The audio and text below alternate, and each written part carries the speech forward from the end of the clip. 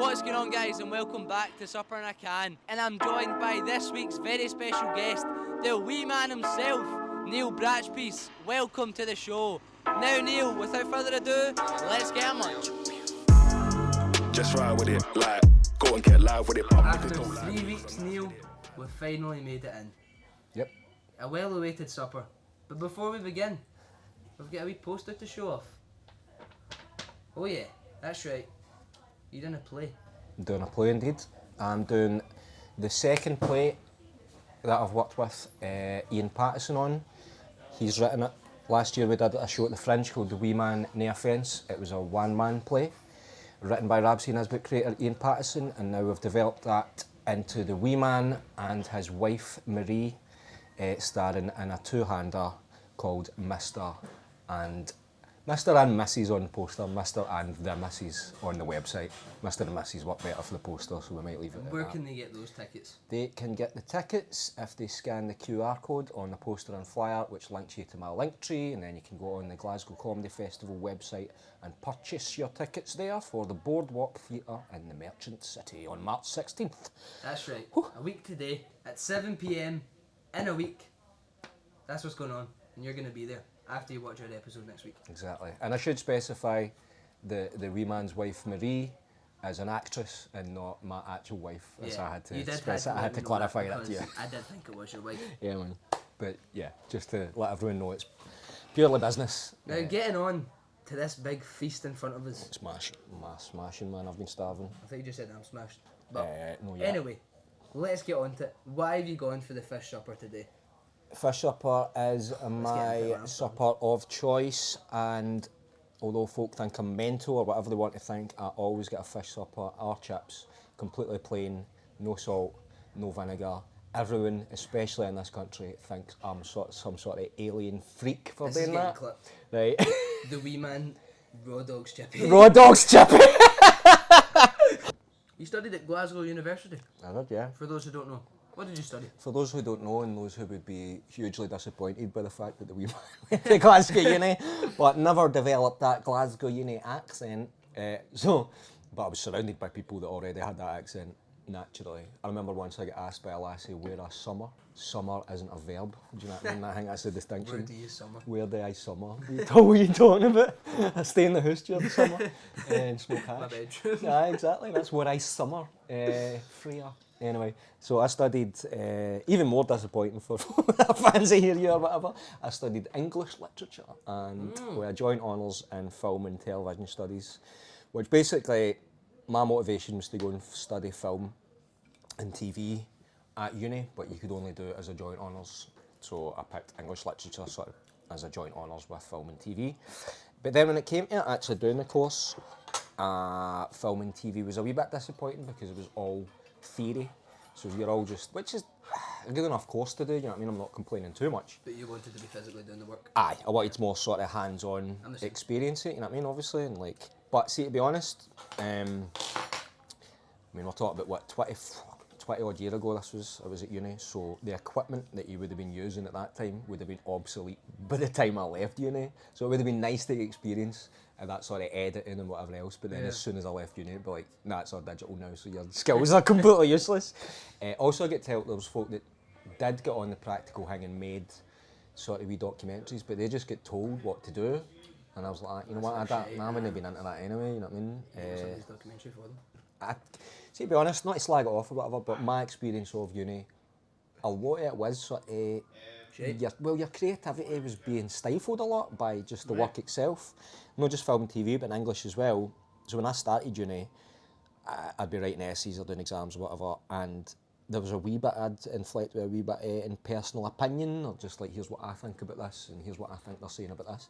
And I'd get it marked back, and it was all just crosses through it, going like, no, we just want you to quote sources, we just want you to use texts that are already about this. Aye, so it's basically almost copy and pasting. Do you think that's how it is now though?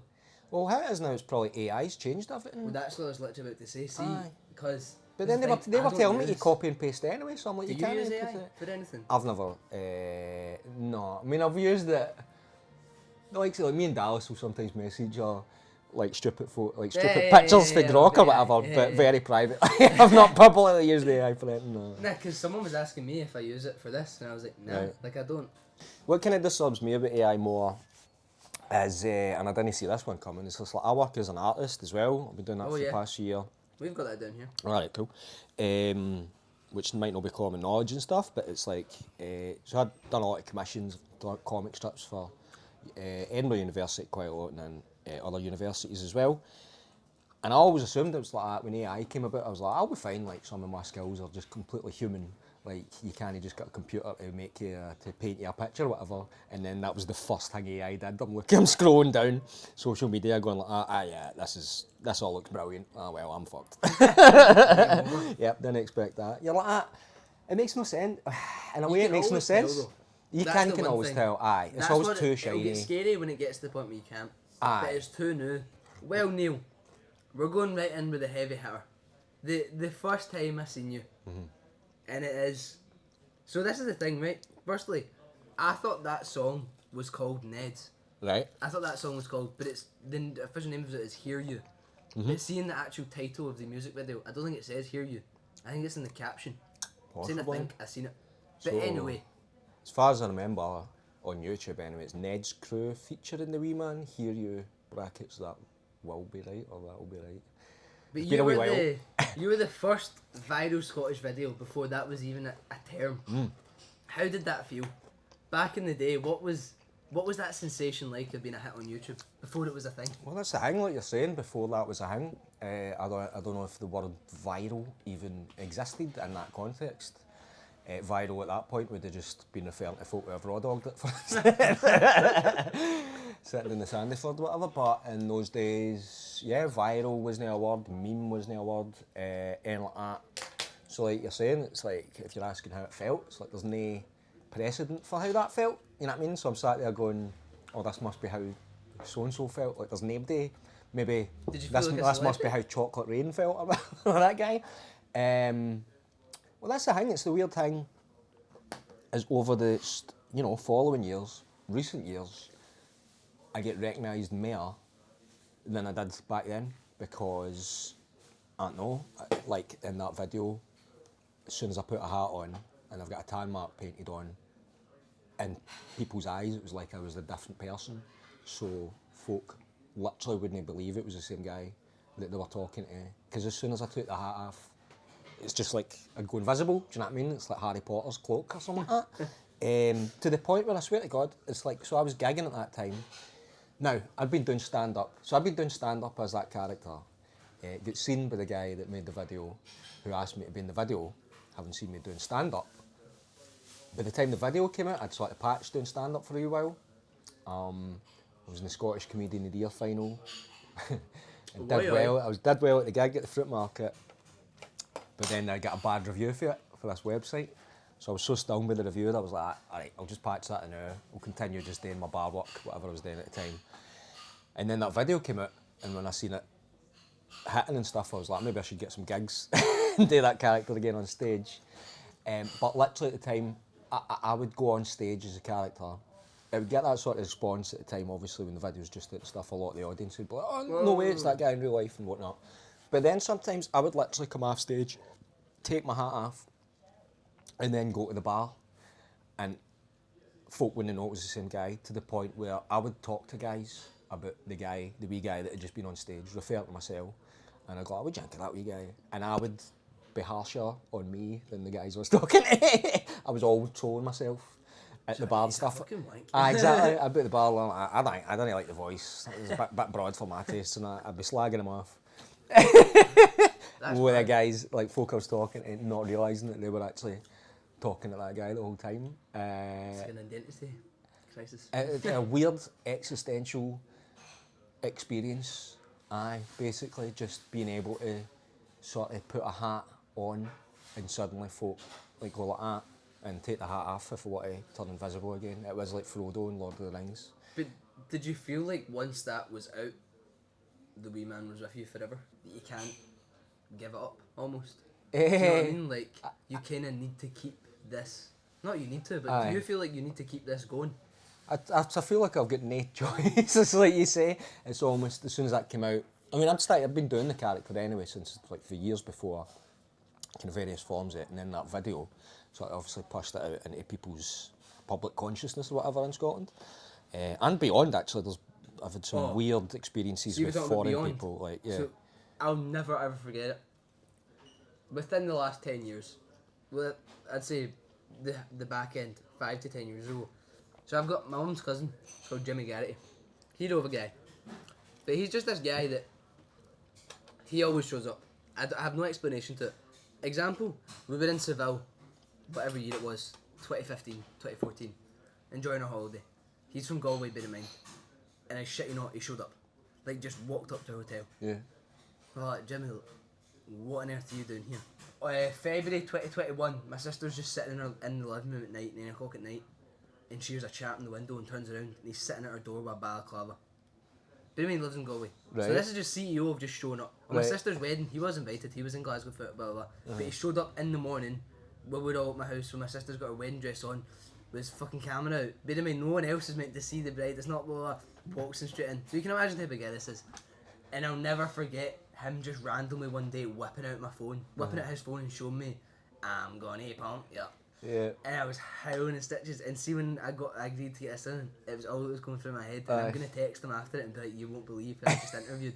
Because I found that so bizarre. My mum's fun cousin, he's not obviously not a younger guy, she's not really on social media, he's not blah blah blah.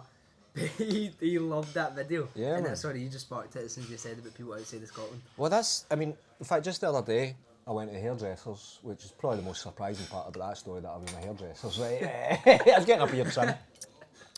But as I'm sat there, a German lassie turned around to me, she was sat next to me, German lassie with her son, turned around to me and went like that, where is your tube mark? Like that. Probably a bad German accent I'm doing. She was like, where is your tan, where is your tube mark? And then she was like telling me about how popular it is in Eastern Germany where she'd moved from and stuff. I remember being at the Fringe, I was queuing up to see a show. I'd been doing a show at the Fringe, so I had a performer's pass, and I was stood next to a guy who also had a performer's pass, and we were waiting for the crowd to go in, and we could get in maybe for free if there's enough seats with the performer's passes. And I said something just offhand to him like that, we better get in after all this crowd goes in. And he turns around and goes like, this guy with dreadlocks turns around and goes like that, oh my God, you're the wee man, right? I'm like, yeah, like, how do you know him? And he's like, it turns out he's a Brazilian samba drummer. So he's doing a Brazilian sort of samba show at the Fringe, right? So that's odd enough in the first place. So I goes like to him, you're a Brazilian samba drummer doing a show at the Edinburgh Fringe, how have you seen me on YouTube? And he's like, it was when I stayed in New York, my Finnish flatmate showed it to me. I'm like, that just raises more questions, mate. Like, that is quite bizarre. I mean, here's the thing, not just like in terms of geography or whatever else, right? But in terms of like generational, it's like you're saying earlier on, you're like that. Like, For example, I was born in 2006. yeah, right, that's what I'm going to say. 2006. And when did that come out? 2007, right? So you were born when YouTube had just started pretty much. I think it was just in its beta version or whatever at the time.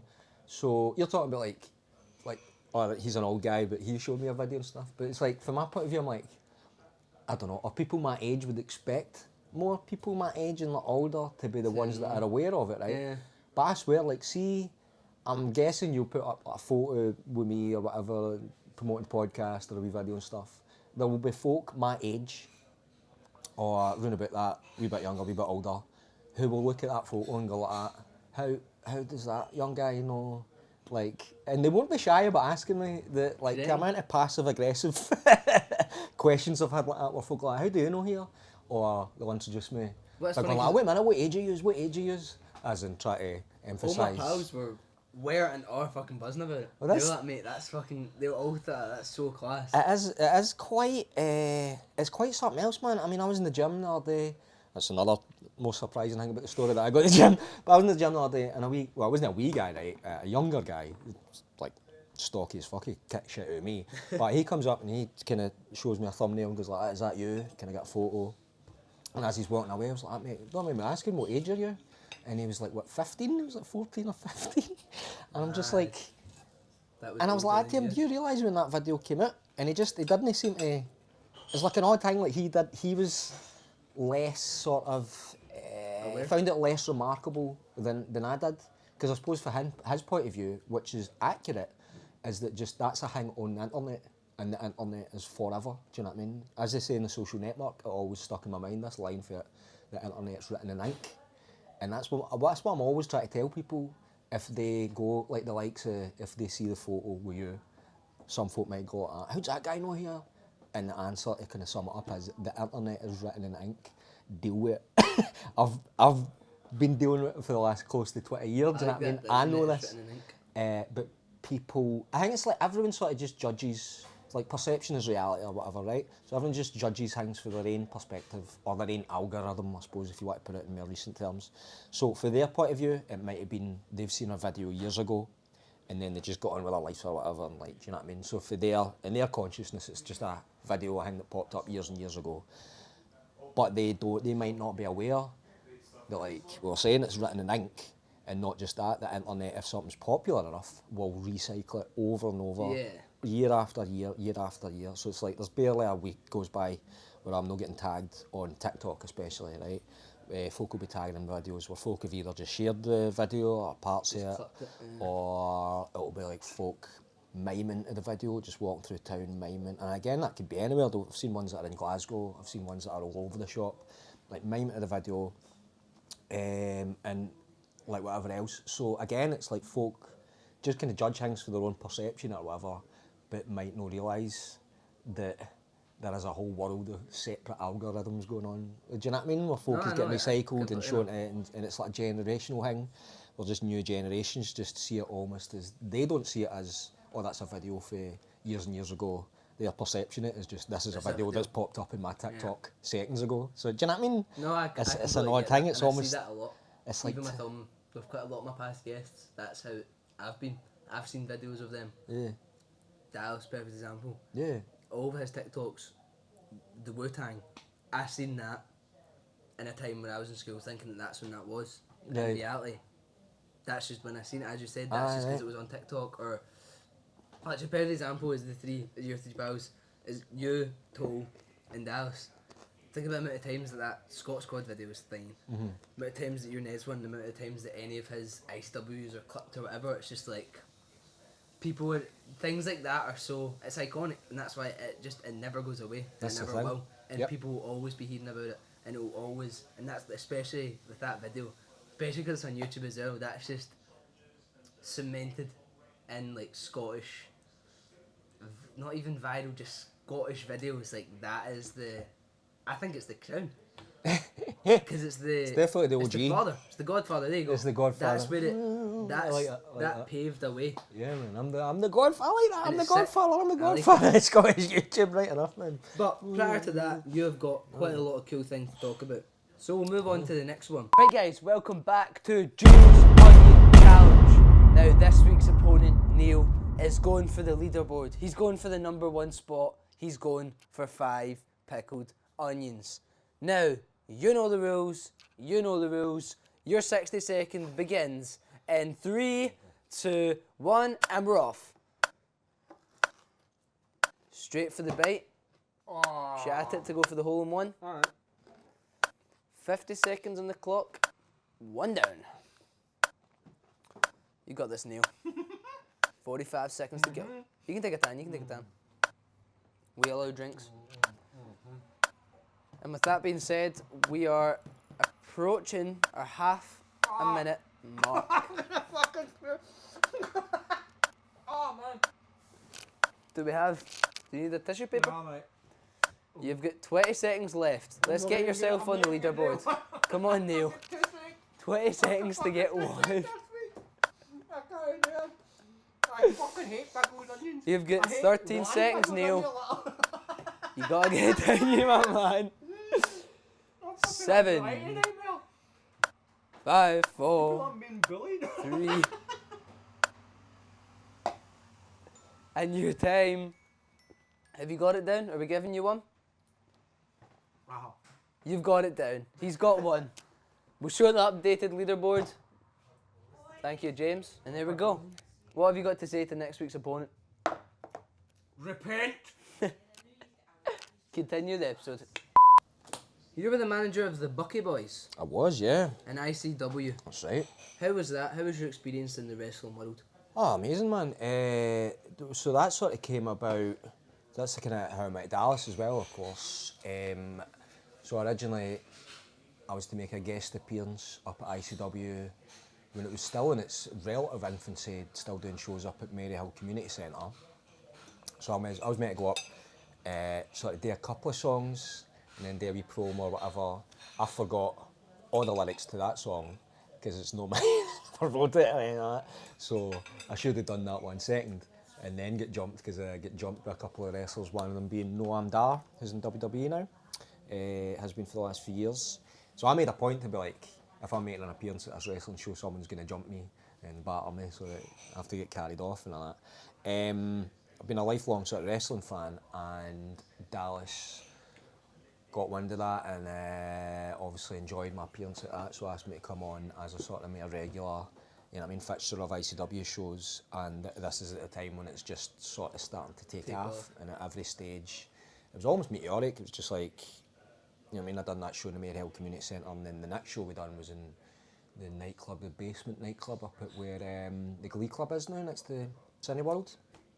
And then for there it was Classic Grand, and then the Garage, then the ABC, then the Barras, then the SEC, then the Hydro. And it's like, by the time it got to the Hydro, I had learned to stop doubting Dallas, basically. Every time he would go back to me like, we're gonna do the Garage, we're gonna sell it out. I'm like, alright, and then we've done that, and then we're gonna do the Barras. I'm like, alright, I'll take everything with a pinch of salt, you know what I mean, apart from a chippy, obviously. But then by the time we're doing the SEC and the Hydro, I'm like, I'm not gonna doubt any kind of ambition Dallas has for this. So, like at the time, me and the Bucky Boys were one of the most, you know what I mean, popular kind of fixtures of the show.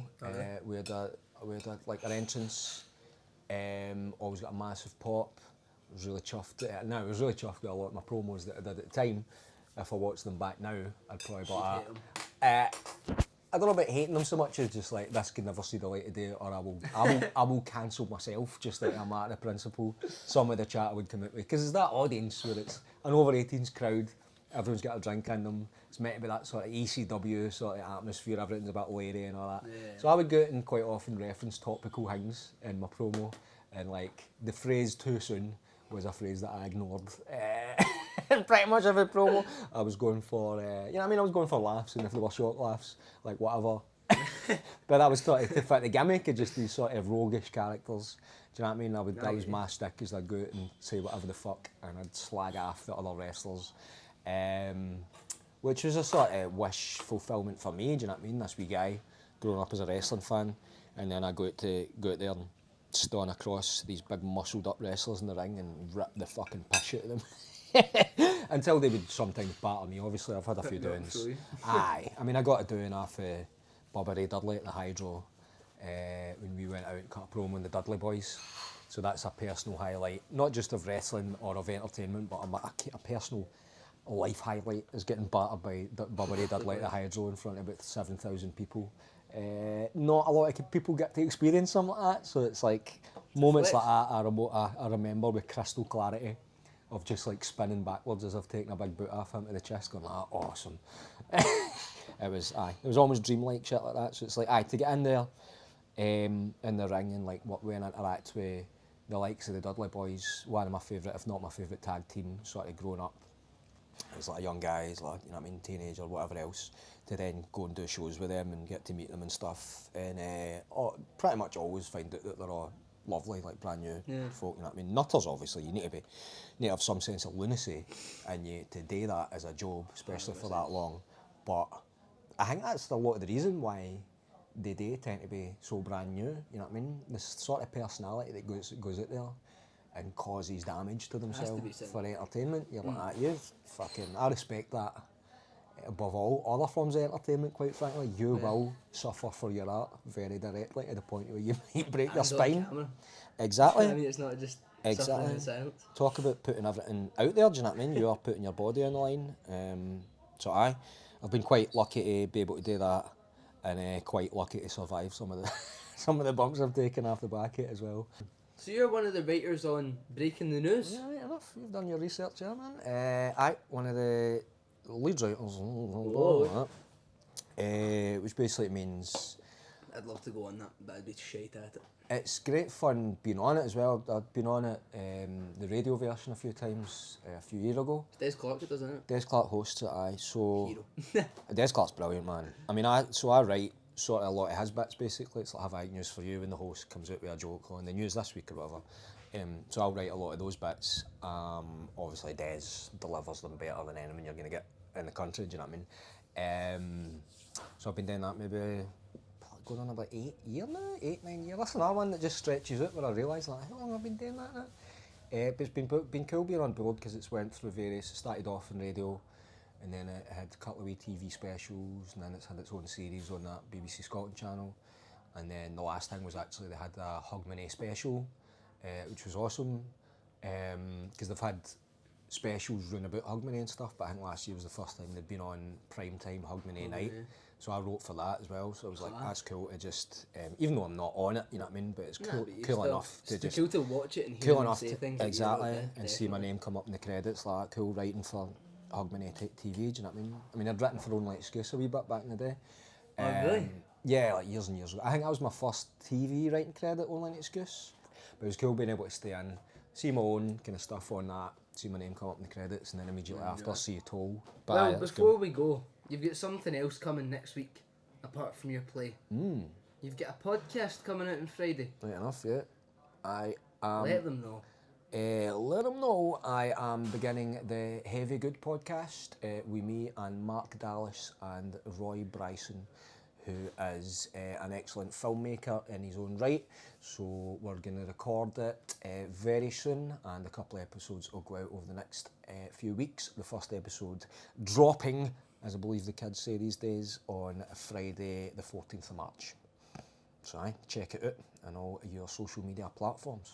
Are you excited for it? Aye, man. What you're talking about, we're talking about Mearns doing his Glasgow podcast and all that, and just, we'll see what happens. It's just a good way to just sit about, have a laugh with your pals, exactly, and if other folk watch it and have a laugh themselves, and fucking, there's the game. As you know yourself, you know. Definitely. You've been raw dogging this for a while now. We've showed the post at the start, but we'll let them know again. Next Sunday, you know where to get your tickets, on the Glasgow Comedy website, or if you get a good phone, try and scan that QR code. You hold it right up. There we go. Well, Neil, it's been an absolute pleasure, man. Thank you very much for coming on the show. Thanks for having And us. guys, we'll see you next week. God bless. Just ride with it, like, go and get live with it. Niggas don't like me cause I'm nice with it. And the girl gets hyped to it, neck deep in when I'm out.